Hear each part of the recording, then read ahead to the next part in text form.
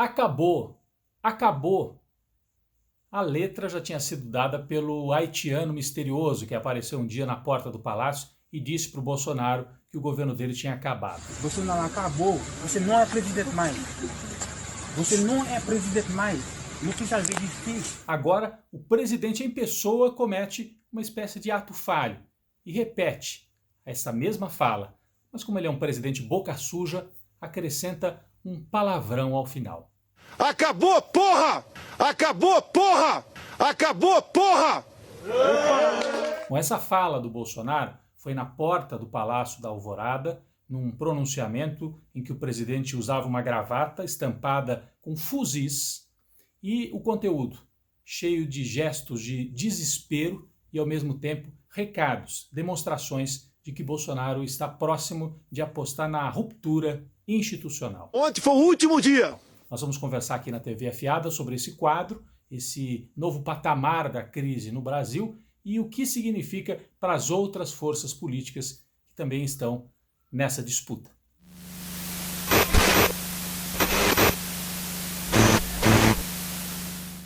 No mesmo pronunciamento, no Palácio da Alvorada, o presidente Jair Bolsonaro cometeu um outro ato falho, criticando a ação da Polícia Federal, a mando do Supremo, que foi até as casas dos apoiadores de Bolsonaro, da turma do fake news. Ele disse o seguinte: as mídias sociais é que me trouxeram até a presidência. Sem as mídias sociais, eu não estaria aqui. Essa mídia social me trouxe à presidência. Sem ela, não estaria aqui. Troque mídias sociais por fake news e tá aí a confissão. Sem as fake news, Bolsonaro não seria presidente. A gente já sabe disso desde 2018. Agora o cerco se aperta. E é por isso que Bolsonaro diz: ordens descabidas não serão cumpridas. Ordens absurdas não se cumprem. E nós temos que botar um limite nessas questões. Ele está dizendo que vai descumprir ordens da Justiça. O ministro da Justiça está sendo usado como uma espécie de um advogado particular do esquema de Bolsonaro, tentando evitar que o ministro da Deseducação, Weintraub, seja obrigado a depor para explicar por que disse que queria prender a Suprema Corte Brasileira. Eu, por mim, botava esses vagabundos todos na cadeia, começando no STF.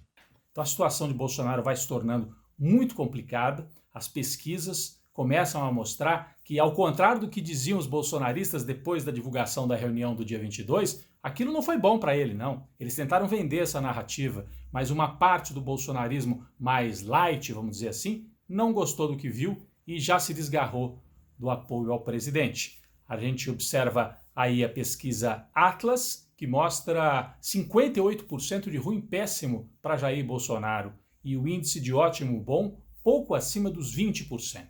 Uma outra pesquisa do Datafolha é um pouco menos ruim para o Bolsonaro, mas também mostra que aumentou muito a desaprovação ao governo dele. No Datafolha, Bolsonaro ainda mantém o apoio de cerca de 30% dos brasileiros. Com isso, conseguiria segurar o impeachment nesse momento. Mas a situação vai ficando muito complicada e a gente assiste uma espécie de guerra de facções, uma anarquia judicial e policial no Brasil.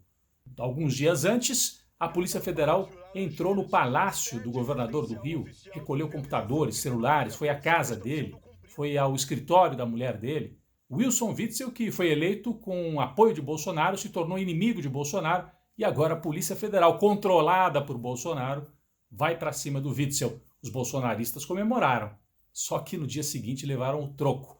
Então a Polícia Federal num dia atua em favor do bolsonarismo, no dia seguinte atua de acordo com a lei, como mandou o ministro Alexandre de Moraes, que está comandando esse inquérito das fake news. De qualquer maneira, fica esta imagem muito ruim de que a Polícia Federal é um joguete na mão de quem tem o poder.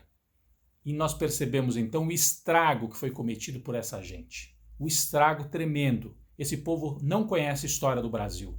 Eu estou falando agora não dos bolsonaristas, mas da centro-direita tradicional. Globo, PSDB, setores do judiciário, apostaram que a Lava Jato tinha lá os seus abusos, mas tudo bem, era só para limpar a área, tirar o PT, prender o Lula e afastar a Dilma. Cumprido esse papel, a Lava Jato encerraria ali a sua sina histórica e então tudo voltaria ao normal. Não voltou ao normal, não vai voltar ao normal. Eu me lembro daquela música, sei que nada será como antes, amanhã ou depois de amanhã. Depois da Lava Jato, o Brasil não volta ao normal. Moro e Bolsonaro atuaram juntos na destruição das instituições do Brasil. Então o povo de centro-direita achou que ia tirar o PT e depois ia tudo voltar ao normal. Igualzinho em 64. A UDN deu golpe no João Goulart, no Jango, achou que os militares iam ficar ali 1, 2 anos e depois tudo voltaria ao normal. Durou 21 anos a ditadura militar. Dessa vez, o bolsonarismo é diferente dos militares da época da ditadura. O bolsonarismo não tem um projeto nacional. O projeto do Bolsonaro é o caos, é ir empurrando para frente, criando problemas, gerando conflito, que é do conflito que ele vive. Só que isso é muito perigoso para o Brasil. Pode ser ainda pior do que a ditadura militar. As chamadas instituições parece que acordaram e a grande surpresa, o ministro mais conservador do Supremo Tribunal Federal, Alexandre de Moraes, é quem está tendo a capacidade, ou a possibilidade, ou a coragem de enfrentar o bolsonarismo. E a gente já viu que as ameaças são muitas. O presidente ameaçou.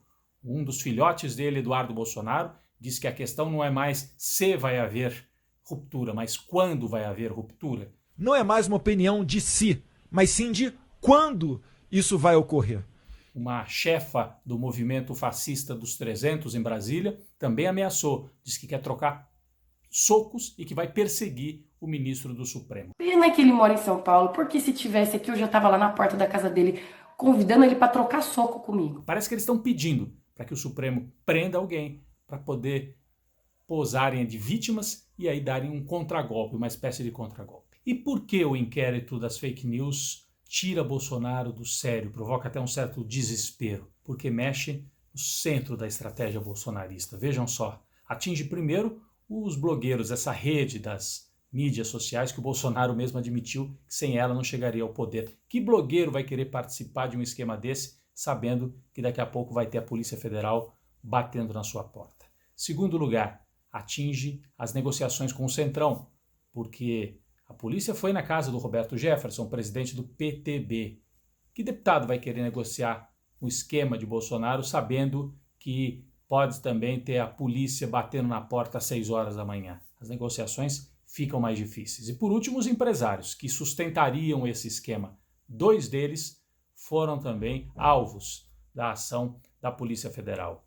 Que empresário vai querer sustentar esse esquema de fake news sabendo que o Bolsonaro não consegue segurar as pontas? Por isso ele precisa mostrar poder, mostrar que ele segura, que as pessoas que estão com ele estão seguras ao lado dele. Bolsonaro vai partir para o enfrentamento, mas ele ao mesmo tempo nunca esteve tão fraco. É hora de manter as investigações, não ficar com medo. Eles querem transmitir medo para o outro lado. O Bolsonaro tem 30%, contra ele há 70% do Brasil. É hora de agir sem medo, coragem. É hora de partir para cima do bolsonarismo antes que o fascismo tome conta do Brasil.